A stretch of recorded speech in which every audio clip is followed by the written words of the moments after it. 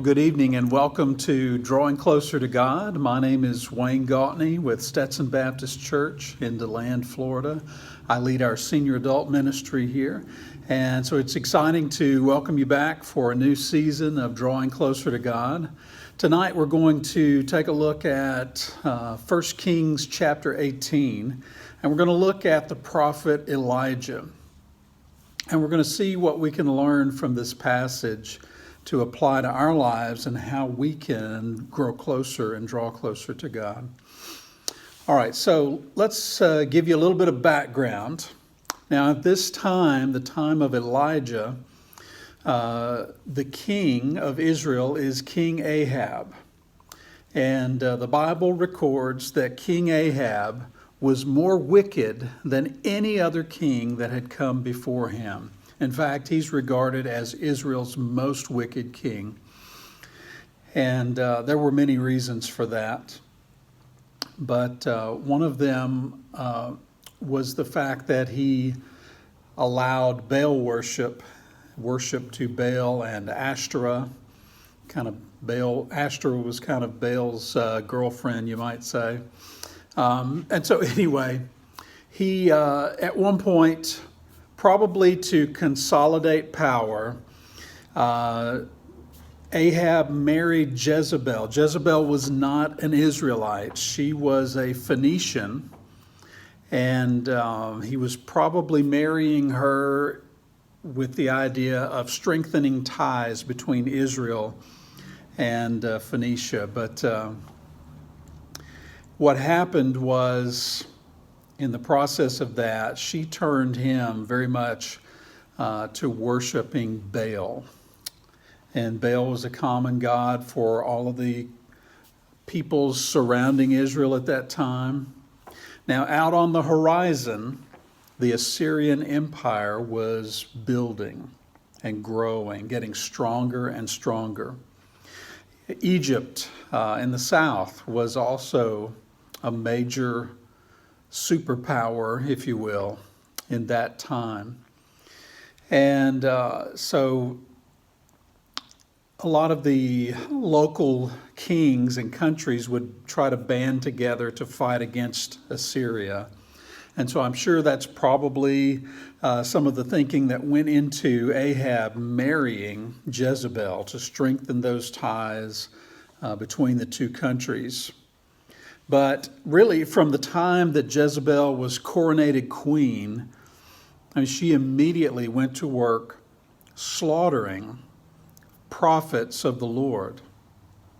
And she used royal money out of the treasury of Israel to pay the salaries of these prophets of Baal and Ashtoreth. In total, there were 850.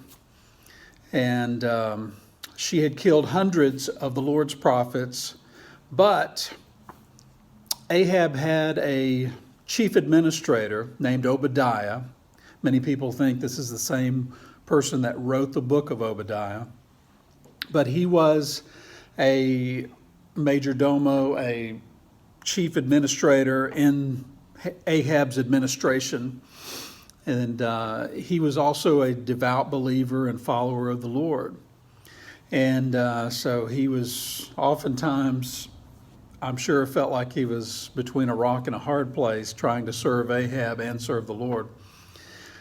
But he went out and he found 100 of the Lord's prophets, and he divided them up into two groups, 50 in one group, 50 in another, and he hid them in caves so that Jezebel could not kill them. And so he was doing things to help the Lord and to help God's people, but it was sort of behind the scenes. Now, Elijah, on the other hand, was very much in your face and very bold in the way that he spoke. And God had told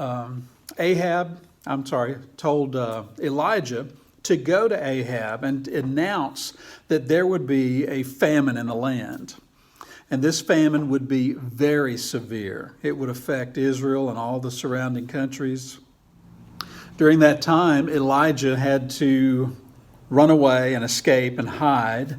And he hid out by a brook of water out in the wilderness, and God sent ravens to feed him.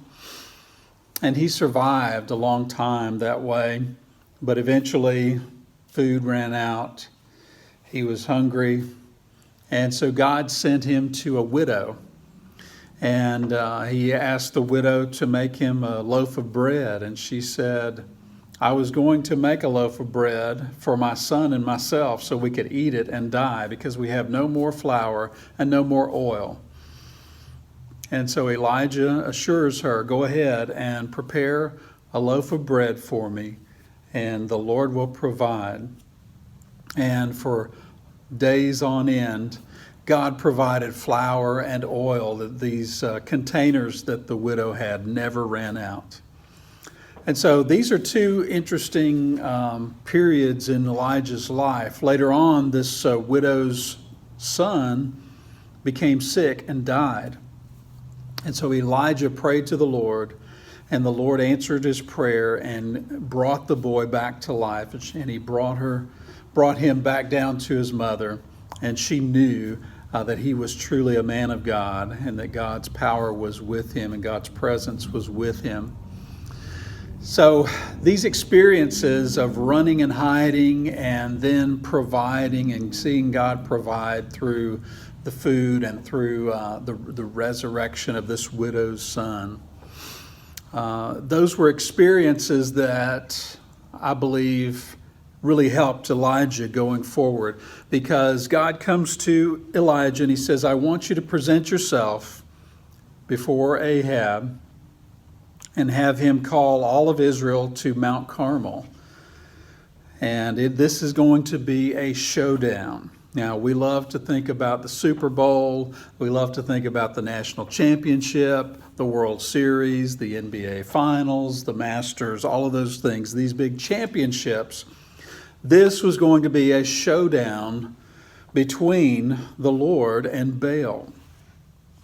And so he was to call the prophets of Baal and all the people of Israel to Mount Carmel. Now, Ahab had been searching for Elijah. You know, he had gone into hiding.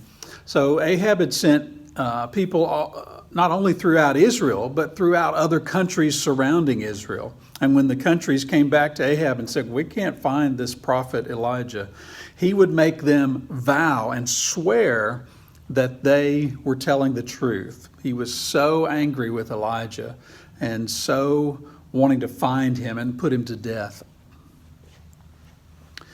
And so one day, Ahab tells Obadiah, says, listen, we've got to find grassland for our livestock or they're going to die. It's no sense killing them. Let's see if we can find some pasture land for them in the midst of this drought. And so Ahab goes one direction, Obadiah goes another, and Obadiah in his travelings comes across Elijah. And Elijah tells him, I need to speak to the king. And he said, go and get Ahab and bring him to me. And Obadiah is just terrified. He said, listen, if you send me back to the king, he's going to kill me, because he's going to come looking for you and we're not going to be able to find you because we've been looking for you for years now. He says, don't worry. You're not going to die. I'll be here to meet the king. You just go and tell him. And so he did, and Ahab comes. And so they begin to set up this showdown, this contest between the Lord and Baal. And it's the day has arrived. And so the 450 prophets of Baal are setting, they've got their altar already up there. The altar of the Lord used to be up there, but it was torn down. And Elijah says to the 450 prophets of Baal, go ahead, since there's so many of you, go ahead and call on your God, Baal, to send fire from heaven to consume the sacrifice. And so they both had a bull. They both were provided with wood. And so they set up their altars, but he told them, he said, don't set it on fire. It has to be lit from the heavens by fire from Baal. So they are spending at least 8 hours of this day calling on Baal. They're praying, they're shouting, they're even dancing around this altar. They're cutting themselves. They get so desperate. They begin to cut themselves with spears and knives until the blood flows, the Bible says. And at this point, Elijah begins to make fun of them. He says, hey, maybe you need to speak louder because maybe your God is asleep. Maybe he's gone on vacation. And mocking them this time while they're in the middle of trying to call on Baal and get something to happen. And so toward the end of the day, probably, the sun was setting, it was getting close to evening time. Elijah draws all the people over to the altar of the Lord, or where it used to be. He takes these 12 stones and he rebuilds the altar of the Lord. He takes the wood and places it on the altar. He cuts up the bull, the sacrifice, places it on the wood. And then he takes and he digs a trench around this altar. And he has them come with a barrel of water. Now remember, this is right in the middle of the drought, so this water is very hard to come by, very precious.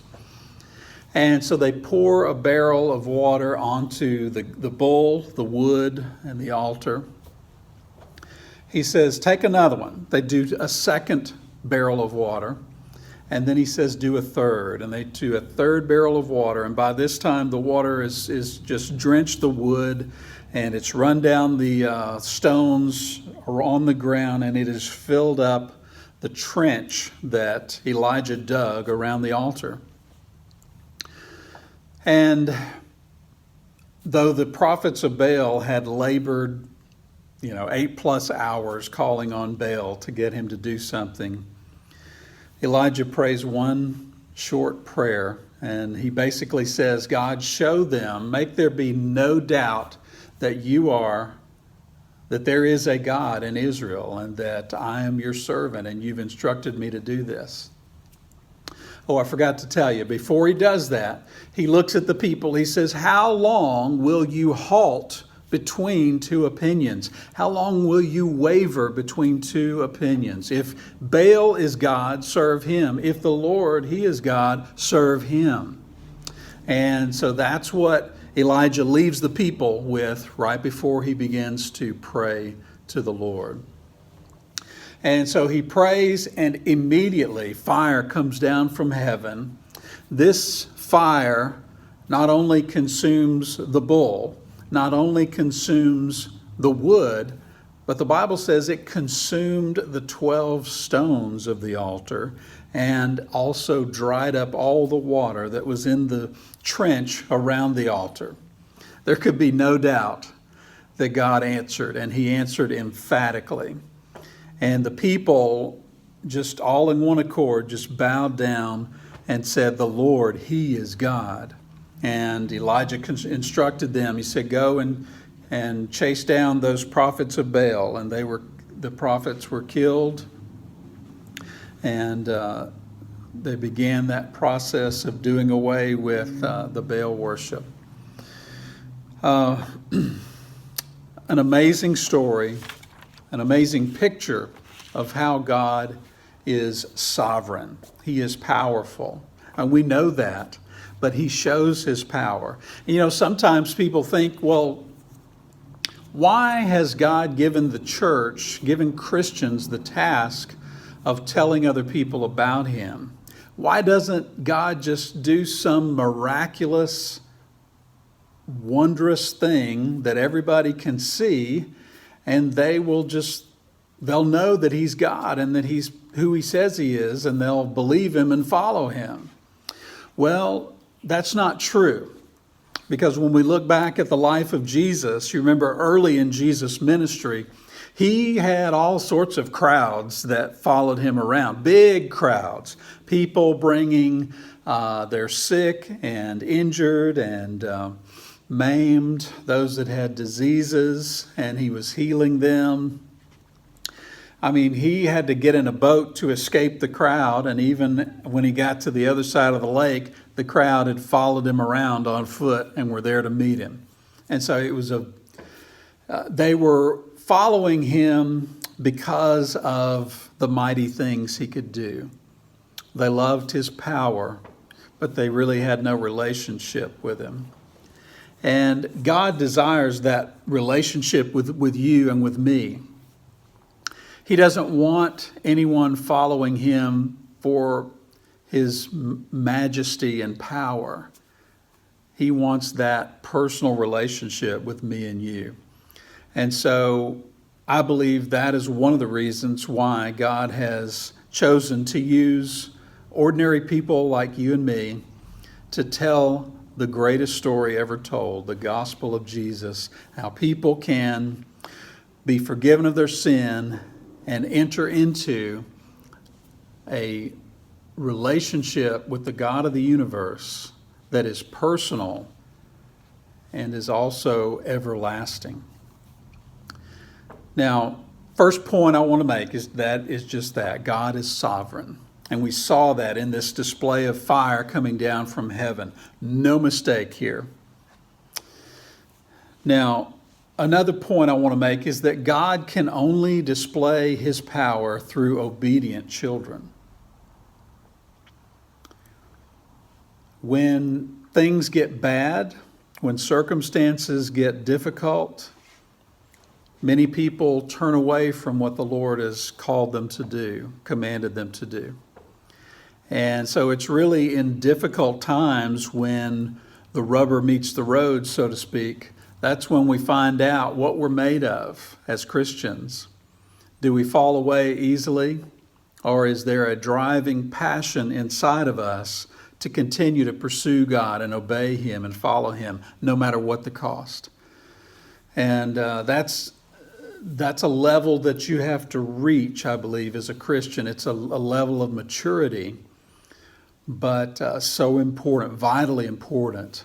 And when we have that dogged determination to continue on, no matter what difficulties we face, serving the Lord, loving him, proclaiming him without fear, and not worried about the fear of man and what other people think of us, but are we willing to be children of God and to act like children of God, and to speak like children of God in every situation of life? And when we are, that's when God can display his power through us. It's sort of like me going out to the garage and I pick up a hammer and I'm going to use the hammer to nail a nail into a board, and I start nailing and the head of the hammer just pops off. Or I go to put on a glove and part of the fingers are missing from the glove, and so it's not protecting me. And my point is, a tool is useless in your hands if it's not complete and doing its function of what it's supposed to do. And so we as God's children, if we're not being what he's called us to be, if we're not usable and moldable, then he can't use us. He can't display his glory through us, although he desperately wants to. And so just a reminder that God can only display his power through obedient children. Now, the next thing I want to talk about is that when we take our eyes off God, we're left with sincere but empty religion. Were the prophets of Baal sincere? They sure seemed to be. I mean, they were cutting themselves with swords and spears, calling on Baal to listen and to their pleas. And so, to me, that indicates no doubt they were very sincere, and yet they were involved in an empty religion that had no power. And even our Christian experience, Christianity is not a religion, it is a relationship with God. But yet it can become nothing more than an empty religion that we are just going through the motions, That can happen when we take our eyes off the Lord. But the opposite of that, when we have our eyes on the Lord, when we're focused on Him, then we may be doing the same things, but with power behind it.